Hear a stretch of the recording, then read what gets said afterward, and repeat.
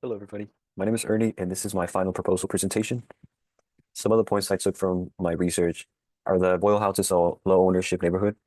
It has been a melting pot for different immigrant groups. Culture and identity are important to its residents.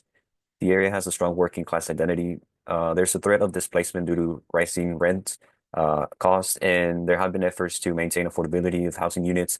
The extension of the Metro Gold Line has increased connectivity between Boyle Heights and other parts of LA, making it more accessible and definitely increasing those property values as well.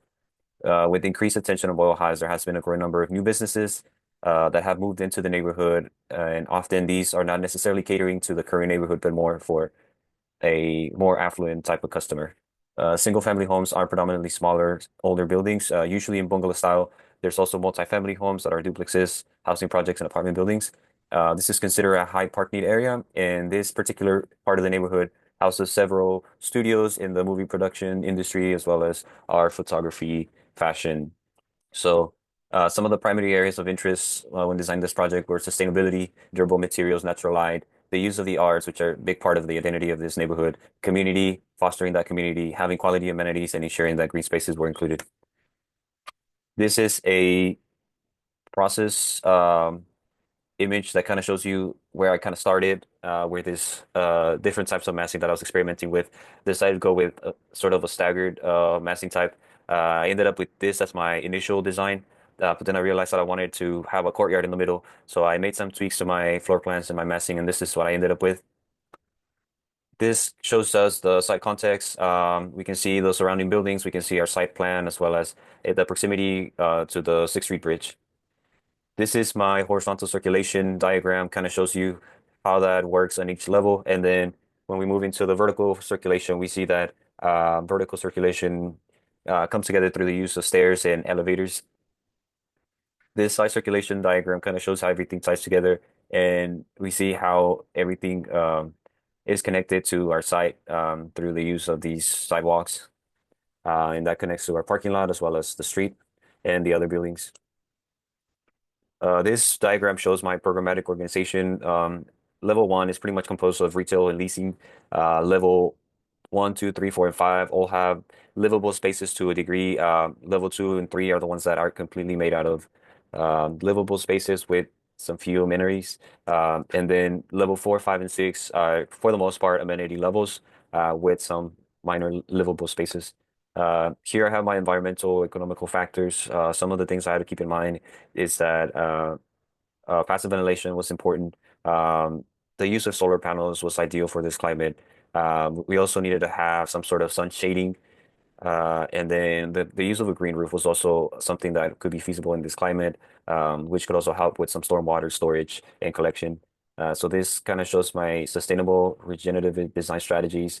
I decided to integrate sun shading as well as a green roof, make sure that every unit have passive cross ventilation, and of course a collection of stormwater storage that could be used to water and irrigate the green spaces on our site. This is my site plan, and this shows my building as well as the surrounding buildings, parking spaces, green spaces, and the roads surrounding our site. This is my site building section, kind of gives us better understanding of what's going on inside the building as well as what's going on outside. In the middle, we see the courtyard.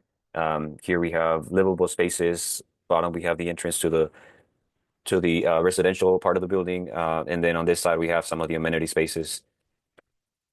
This is my level one for floor plan. So this kind of shows that we have retail, commercial, pretty much all around this corner of our building. We have our leasing spaces in the back, as well as maintenance, storage, fire riser, mechanical rooms. And then we have a couple livable units as well. And then, of course, our courtyard in the middle. So here we have my second level. I have this lounge area at the front, which gives you views of downtown LA. So this is a amenity space in this floor. And then the rest of the space is pretty much livable with a couple mechanical rooms in the back. Level three, same as level two. Level four, here I have a multi-purpose party room that I named the clubhouse. And then right outside, we have this terrace that overlooks the bridge. And then downtown LA, I also included restrooms in this level to serve those amenities. And the rest are livable spaces as well as mechanical rooms. This is my level five. So in here is where we have a game room, and then we also have a gym. I decided to include this co-working space with individual cubicles as well as a couple conference rooms for private calls. And then I have restrooms that serve these amenities as well as livable spaces and mechanical rooms. This is my level 6 green roof, so it's pretty much all of this is pretty much a green roof with some flower beds, garden beds where people can have community and take care of these gardens and plant beds with a solar farm in the back. This is my typical studio unit, and then this is my typical one bedroom unit floor plan that is meant for a couple, and this has some co-working spaces as well. This is my typical two-bedroom unit plan that is meant for a small family with a couple children, and then this is my three-bedroom unit plan that is meant for people in their 20s and 30s that are rooming together, whether it be students or people that just moved into the city. This is my typical five-bedroom unit plan, which is meant for a multi-generational family. On one side of the unit, you have spaces that can accommodate a family, and then on the other side, you have spaces that can accommodate a small family or maybe an elderly parent. Um, and then this is my enlarged floor plan that shows a residential area. This kind of shows a unit and how it's all connected to the rest of the other units and these corridors that wrap around the courtyard. This is my enlarged shared area floor plan. I decided to use the courtyard, kind of showcase some of the features that I included. Wanted to make sure that this was a place where people could have community, and I included a community dining table as a focal point in the middle. And I also included a fire pit with some seating area surrounded by bamboo trees that could provide level of privacy. And then on the other side, I have a water feature with a seating arrangement and also trees for privacy. I decided to include space for an outdoor kitchen where people could have barbecues and stuff.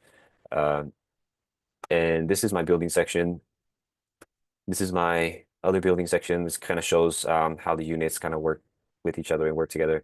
And then this is another building section that cuts through the middle of the building. So this kind of allows you to see some of the amenity spaces as well as the courtyard.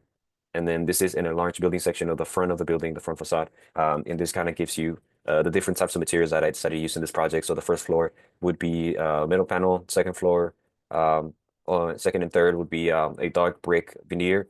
Fourth floor, which is where the terrace is located, would be a stucco material. And then fifth floor in my parapet walls of the sixth floor would also be the dark brick veneer. So this is, sorry, I go back. These are my exterior elevations. So the contrast in colors and materials allows you to kind of have a feeling that the building is floating. These are my other exterior elevations. And then this is my section perspective that shows all my different spaces. And so we have the courtyard down here where I included murals to kind of bring in some of that artistic side of the neighborhood in. Retail spaces, first floor. And then I have a couple lounge areas, second and third. My terrace and my fourth floor, as well as my clubhouse, and then my game room right on top of it. Roof gardens on top, and my green roof, solar panel farms in the back, and then some dwelling units as well. So this is one of the renders that I developed. This kind of gives you a view from the bridge and kind of allows you to see how close that is to our building. This is from from the opposite corner. You kind of see most of our site as well as other buildings. And then you see the back of the building, which is where I put the mechanical units, and I use this I guess this mesh-like material that allows some of that ventilation going into the units. This allowed me to keep the units on those floors and not have to put them on the roof. This is my exterior. This is another exterior render. And then I wanted to include these images from different moments going on around the building just to give an idea of the amenities. So this would be the courtyard with the water feature, the view from the terrace looking into the bridge, a view of the courtyard's dining table. This is another view of the terrace, dining table. This is a view of the terrace where we have that fire pit as well as that seating spaces. This is just a view of a corridor overlooking the courtyard. Another view of the terrace and then a view of the gym. This is my top view of my study model. These are my northwest and northeast views of my study model, and this is my southwest and southeast views. So this has been my project. Thank you for your time, and I hope you enjoyed this as much as I did.